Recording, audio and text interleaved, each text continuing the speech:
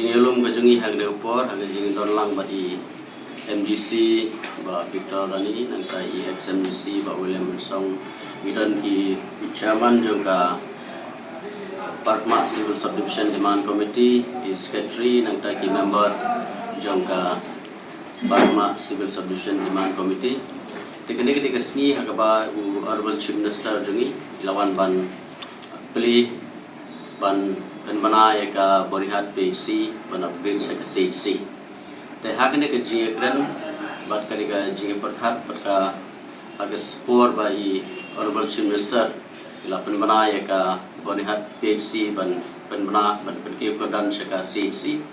kadon ka kubor ka ba ni hapan penpau ya ka jing sokmen ka bahado ka dakta kamtam nakalian juga kungu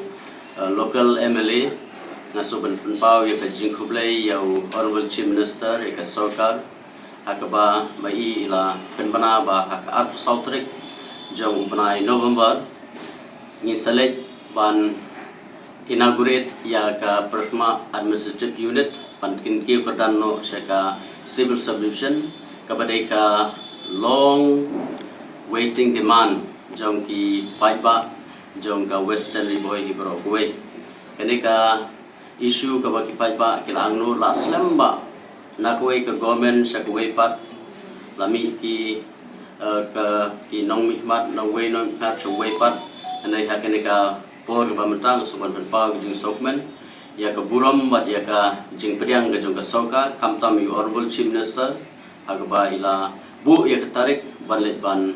Pleno ya ka Parkma Administrative Unit ban upgrade siya ka Civil Subdivision. Teka jing kublay ka long lang ya baro ki paiba jong ka Western Riboy Brockway karpang ya ka Demand Committee apan pawi ka jing kublay ki baro ya ka jing siya ka jong ki bat ya ka jing trelang bat ngingen scam banang neskmat hadin bangilayo iki project nang yo ya ka bangin lang ban penbahas isu na kumenta ka konsensi ka jong kublay sibun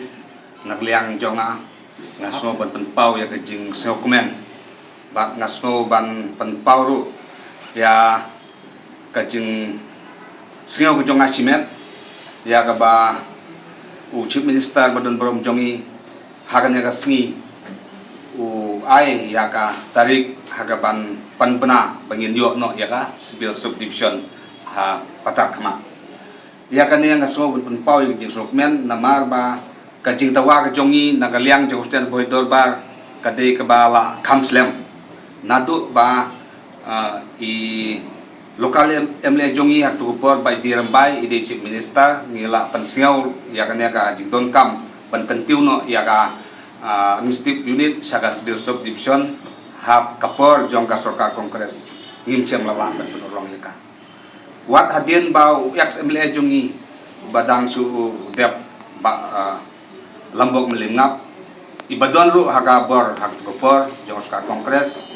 ngiladu ikajing karmen namag baga sarkar to gopor kamsia mala banlei yai